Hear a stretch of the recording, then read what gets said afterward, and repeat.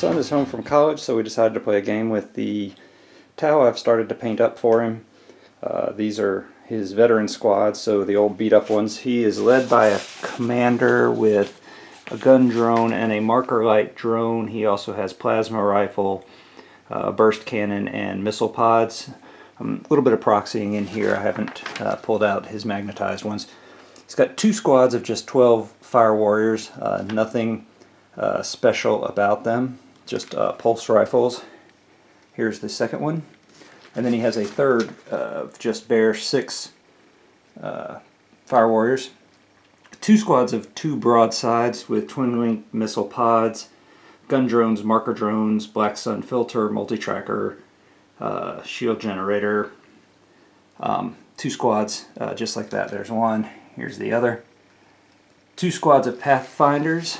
So here's real pathfinders, and they have just marker lights, pulse carbines, and then they have a pulse accelerator drone. Here are partially painted models. We're using them as pathfinders, just the same. A hammerhead with a rail gun, twin-linked missile pods, and then we have 2 crisis bodyguards with marker drones, shield drones, same black sun filter, multi-tracker, twin-link burst cannons. And that is about it for him. I haven't gotten to painting any of the drones yet for the most part, so that is 1,500 points of Tau. So I randomly picked a Dark Eldar list. 1,500 points. It is clearly not optimized to fight Tau. I can't even remember what I made it for, but it's led by an Archon with a Shadow Field, a Webway Portal, an Agonizer, and the Parasite's Kiss. There's a Court in a Venom with dual cannons, a Lamayan, a Medusa, and a couple Slith. One's a green Mamba, one's a black Mamba. The Archon also is coming in a Venom. 2 squads of 10 warriors with a splinter cannon, each riding in raiders with disintegrator cannons, not the dark lances you see there. Just a dual cannon Venom. 5 mandrakes, 5 scourges with 4 heat lances. And then the homunculus with his Dark Artisan formation. He also has a Webway Portal. The Kronos has the Spirit Siphon. And the Talos has dual cannons and chain flails. Not the weapons you see there. He actually has the dual splinter cannon. So, like I said, definitely not an optimized list for Tau. Don't even remember why I had Webway portals on this list, but I think I'll actually use them. So with winter themed Tau, we decided to do a winter themed board, and it goes along with Christmas and New Year's, but basically just some grayed out ruins, a bunch of trees. You know, they're all magnetized so you can pull it out and have the troops come in and out of the forests. And then we're going to also do Blizzard rules from Astronomicon several years ago. Found them online, just looking for snow rules. But basically the big differences are deployment zone. We're going to modify the victory conditions to come along with just standard 40k with Slay the Warlord. But we will do the holding table quarters. The interesting part comes with the special rules, which are the blizzards, where you do a roll each turn and move around this blizzard chart, and then based on where you are, it tells you what the weather is. So clear, no real effects. Light snow, get stealth more than 18 inches away. If it's snowing, use night fighting, but your night vision doesn't help you. Heavy snow is basically the same as snowing, but you zooming flyers fail their jinx with a roll of 1 or wrecked. You can do, you get crash and burns, etc. Then whiteout really gives shrouded stealth, and completely blocks line of sight after 24 inches. And then Howling Gale, basically everybody loses weapon skill, ballistic skill, etc. So it should be interesting. Anyway, so that is basically the table here, the armies, and the special mission rules. So Dark Eldar rolled in one determining, picked this table quarter. Then the Tau won the roll-off for who goes first and forced the Dark Eldar to go first. So they are deployed with 2 empty Venoms back here hiding. The Raiders with Cavalite Warriors back here hiding. Still have to infiltrate the Mandrakes, and everything else is in Deep Strike Reserve. The Tau have massed in their cold weather outfits back in the back corner. Rolled on the Blizzard table, and it is heavy snow, which gives night fighting rules. Everyone gets stealth. So we'll infiltrate the Mandrakes and then play turn 1. So Mandrakes are deployed 18 inches from the masses. I think they're just going to be sacrificial lambs because there's nothing else for all that firepower to fire at. End of a very exciting turn 1. This Venom moved into the trees, failed its dangerous terrain test because of the snowstorm, so it's dangerous terrain the rest of the game, but made his invulnerable save, so he's okay.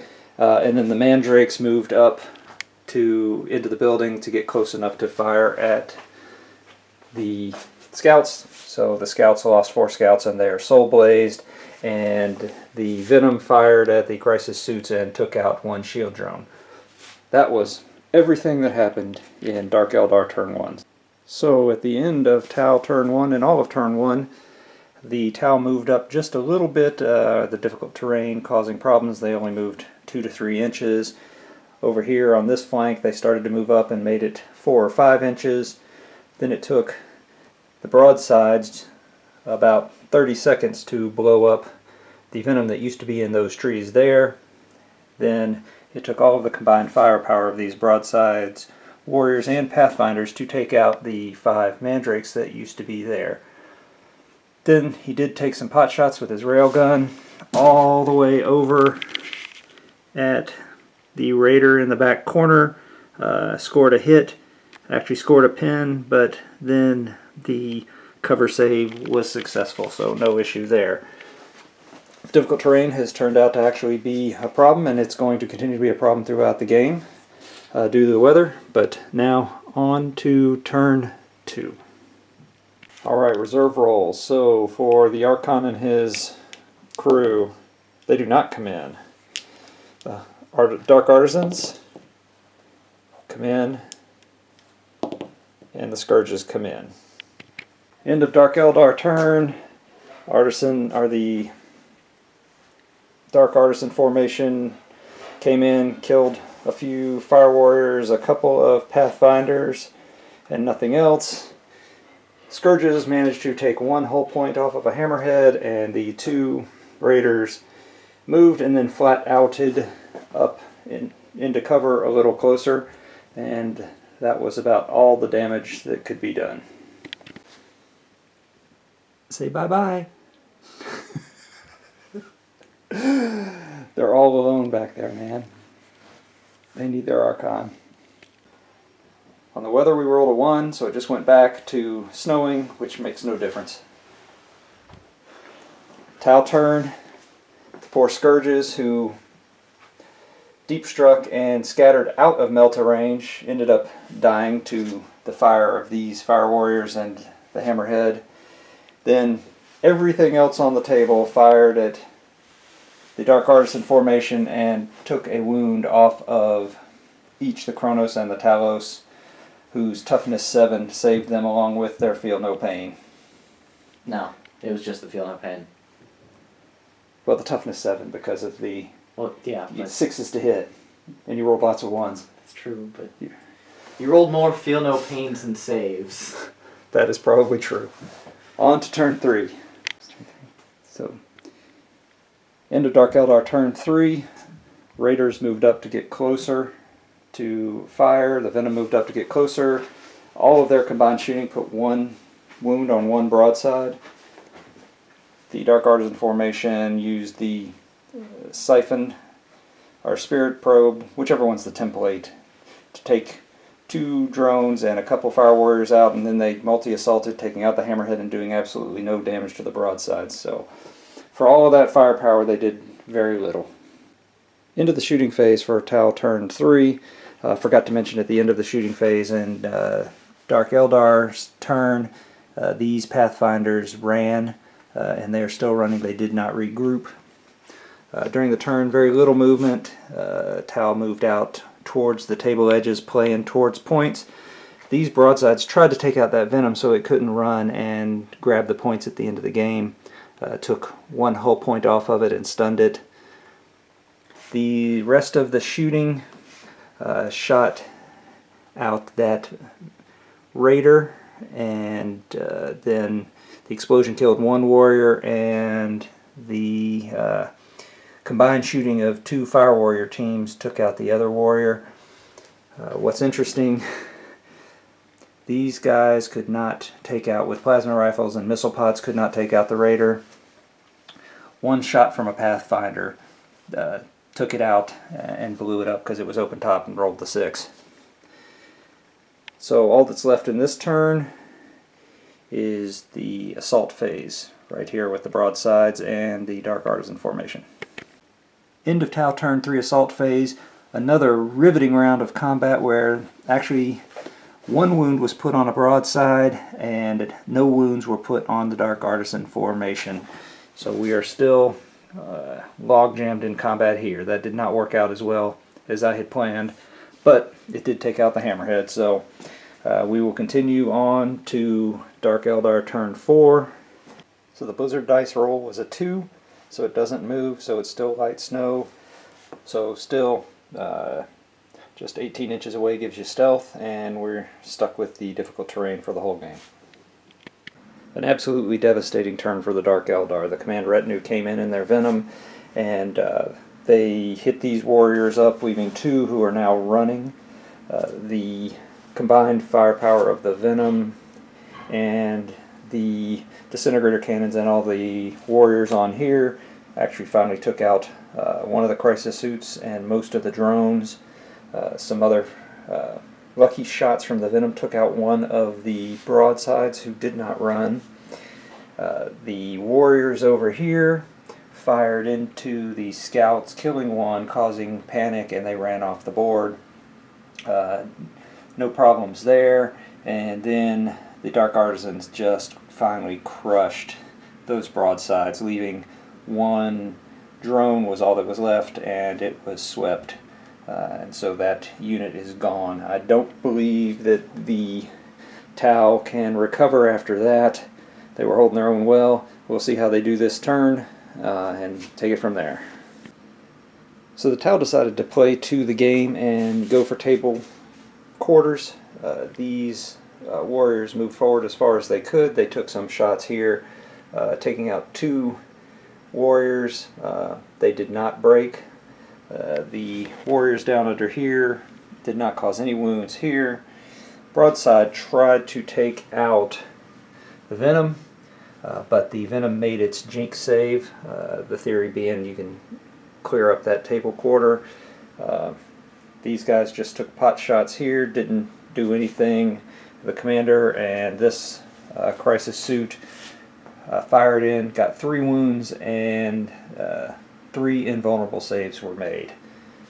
So that is the end of turn 4.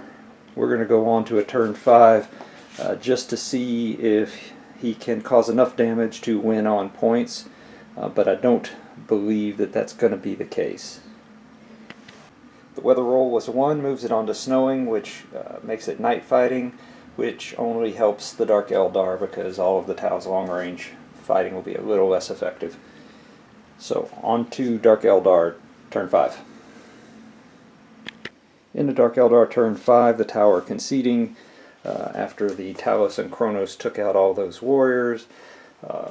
Combined firing took out all but 1 wound left on 1 broadside here. Put 1 wound here. Amazingly, this 1 lone warrior still standing here. And the Tau in the building are still there, but even if he can make it to a table quarter there, there's just no way from a point standpoint that the Tau can win at this point. So, win to the Dark Eldar. MVPs are clearly the Dark Artisan formation, who tied up a broadside unit and then just wiped everything out in 2 turns.